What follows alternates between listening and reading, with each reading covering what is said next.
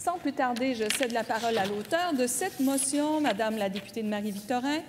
Juste avant, pour préciser... C'est exactement ce que j'allais vous mentionner. Vous disposez de 12 minutes pour l'introduction de votre motion, puis à la fin, vous aurez 10 minutes pour votre réplique. Merci beaucoup, Madame la Présidente. Alors, je suis très enthousiaste aujourd'hui d'avoir l'occasion de débattre de la possibilité de doter le Québec d'une constitution qui soit propre à la nation québécoise en cette Assemblée nationale qui est la nôtre. D'aucuns diront sans doute que la question constitutionnelle est accessoire. Il est quand même fascinant d'entendre ce genre de discours alors qu'une constitution est pourtant la loi des lois. Au contraire, il s'agit donc d'un enjeu fondamental.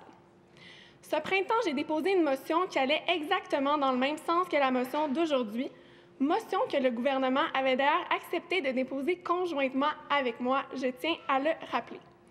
L'opposition officielle s'était toutefois alors opposée à ce qu'on puisse en débattre, ce qui nous ramène ici aujourd'hui. Dans une entrevue, le député de La Fontaine justifiait le refus de sa formation politique en affirmant ne pas être contre l'idée en soi, mais en signifiant que le diable est dans les détails. D'entrée de jeu, je vais donc le prendre au mot. Examinons attentivement les détails de la motion pour être certain que, cette fois, tout le monde s'entende sur les termes et l'objet de la motion présentée.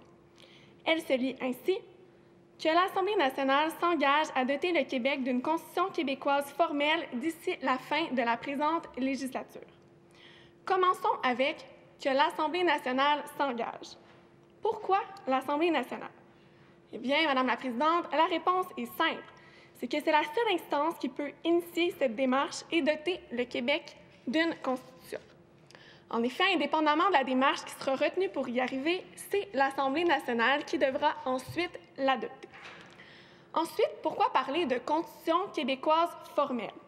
Eh bien, c'est simplement pour préciser qu'elle devrait être écrite et formalisée, contrairement à une constitution dite coutumière. Finalement, pourquoi d'ici la fin de la présente législature? Bien, de un, parce que ça fait maintenant plus de 150 ans qu'au Québec, un débat a cours pour que nous nous dotions de notre propre Constitution. De deux, parce qu'on ne compte justement plus tous les comités, les débats et les tentatives lancées en ce sens depuis la fin des années 60 et qu'il faudrait bien qu'elles finissent par aboutir. Enfin, de trois, parce qu'il semble qu'un délai de 3 ans est amplement suffisant pour qu'une nation comme la nôtre soit en mesure de se doter d'une Constitution qui ferait consensus. D'autant quand on considère que les États-Unis y sont arrivés en moins d'1 an, et ce, en pleine période d'accession à l'indépendance. Mais revenons maintenant à l'objet central de la motion, qui est de doter le Québec de sa propre Constitution. Il est important de rappeler qu'en raison d'une longue histoire coloniale, puis d'une longue période de débat sur l'avenir politique du Québec avec la question nationale, le Québec ne s'est jamais doté d'une Constitution formelle écrite.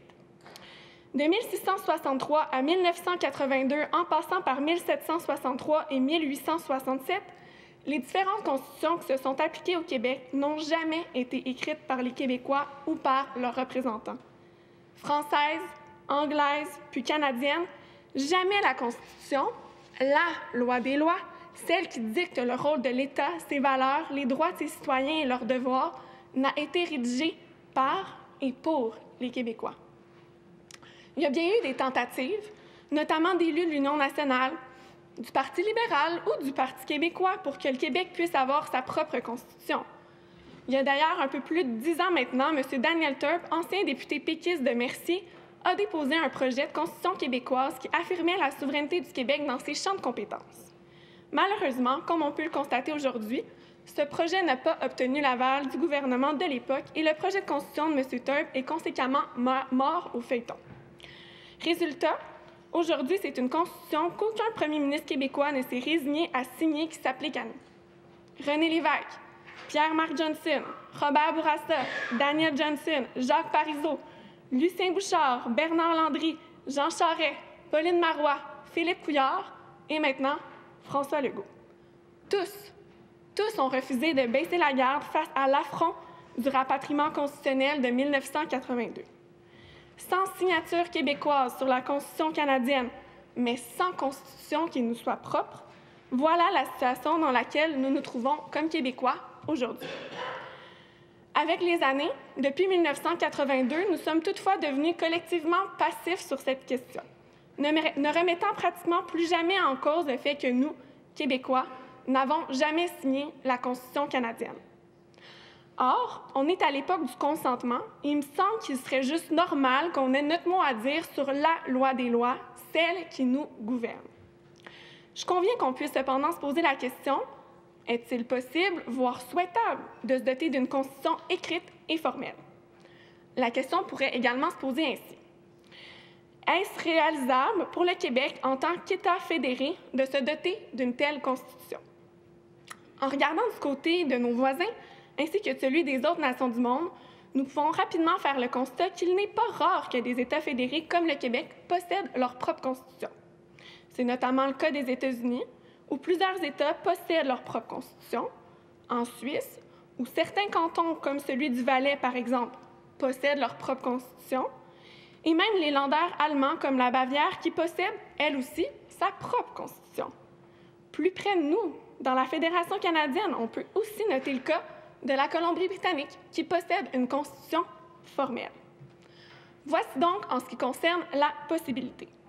En ce qui concerne l'opportunité, maintenant, la réponse aussi me semble évidente. À travers les époques, le Québec s'est doté de lois visant à assurer non seulement la protection des droits individuels, mais aussi des droits collectifs. En termes de droits collectifs, il suffit de penser à la Charte de la langue française ou encore, plus récemment, à la loi sur la laïcité de l'État. Or, on le sait, ces lois n'ont pas été et ne sont toujours pas à l'abri de contestations.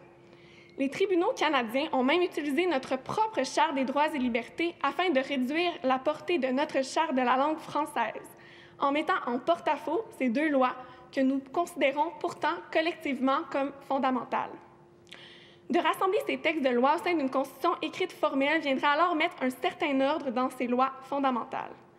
De plus, le peuple du Québec et la nation québécoise ont besoin de formaliser et de renforcer leur existence dans une loi des lois, un texte qu'on pourrait qualifier de refondateur et qui inscrirait symboliquement et juridiquement les valeurs, les buts, les aspirations de notre nation. L'ex-ministre péquiste Jacques-Yvan Morin posait d'ailleurs cette question. Pour une nation ou un peuple, existe-t-il un facteur d'identité qui soit plus probant que l'adoption d'une Constitution? Madame la Présidente, je ne le crois pas. L'adoption d'une Constitution est une occasion unique de définir qui nous sommes.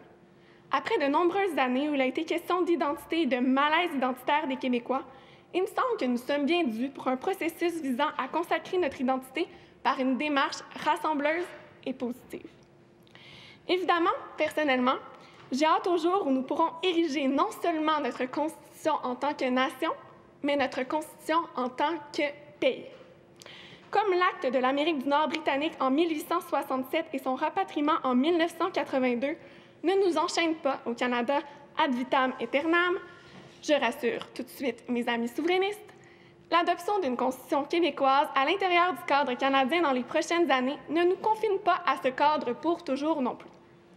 Pour reprendre les mots exprimés en cette Chambre par le premier ministre Robert Bourassa, qui était loin d'être un fervent promoteur de l'idée d'indépendance, quoi qu'on dise et quoi qu'on fasse, le Québec est aujourd'hui et pour toujours une société distincte, libre et capable d'assumer son destin et son développement. L'important, aujourd'hui, c'est d'avancer. C'est de faire un gain concret pour le Québec, pour la nation québécoise que nous formons. De refuser que notre nation se dote d'une constitution sous prétexte qu'elle n'est pas celle d'un pays indépendant relèverait en fait de la politique du pire, d'une logique du tout ou rien. Ce n'est pas avec ça que nous arriverons, comme souverainistes, à gagner les cœurs. Maintenant, pour revenir au sujet principal, que devrions-nous inclure dans cette Constitution québécoise? Bien qu'il ne s'agisse pas du tout de l'objet précis de ma motion et que nous aurons certainement l'occasion d'en discuter de long en large dans les prochaines années advenant son adoption, je me permets de mentionner quelques éléments qui m'apparaissent comme fondamentaux.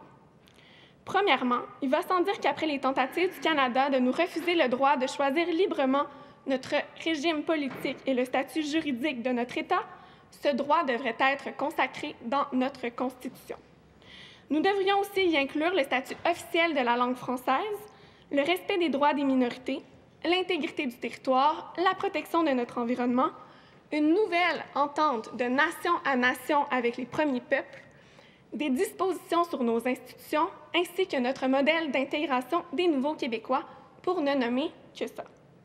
Bref, y inscrire tout ce qui nous semble nécessaire pour assurer l'épanouissement de notre nation, peu importe les choix que nous ferons dans l'avenir. Nous ne devrions pas non plus hésiter à établir la primauté de cette loi en l'affirmant supérieure à toutes les autres lois québécoises. Pour ce faire, nous pouvons reproduire l'article 52 de la Charte québécoise des droits et libertés afin d'en faire une loi supra-législative. En ce qui concerne le comment, il n'est pas de mon intention aujourd'hui d'imposer une méthode. Je propose simplement qu'on enclenche enfin cette démarche, une fois pour toutes. En ce sens, dans le cadre juridique qui est le nôtre, l'initiative de cette démarche nous revient à nous, les élus de l'Assemblée nationale. Sans notre nécessaire intervention au moment opportun, rien ne peut aboutir, ni même se mettre en branle. Je nous mets toutefois en garde. Il ne faudrait surtout pas succomber à la tentation d'agir sans consulter. L'Assemblée nationale devrait elle-même non seulement inclure l'ensemble de ses membres dans la démarche, mais aussi associer des représentants de la société civile à ce projet, comme nous l'avons déjà fait pour plusieurs autres initiatives. Il serait également primordial de parcourir l'ensemble des régions du Québec afin de recueillir l'avis des citoyens de tous les milieux. L'idée d'une assemblée constituante, un peu à l'image de ce qu'a fait le réalisateur Christian Lapointe avec la démarche constituante du projet Constitution menée avec l'Institut du Nouveau Monde et ce que réclame depuis longtemps la CCQ, est aussi très pertinente et ne devrait pas être jetée du revers de la main. Finalement, encore une fois, même si ce n'est pas aujourd'hui l'objet de ma motion, je suggère de soumettre à une consultation populaire le projet de Constitution que l'Assemblée nationale aura à terme produit, à l'instar de ce qui sera fait pour la réforme du mode de scrutin. Ainsi, Madame la Présidente, on pourrait véritablement parler d'une Constitution pour le peuple et par le peuple. Merci. Je vous remercie, Madame la députée de Marie-Victorin.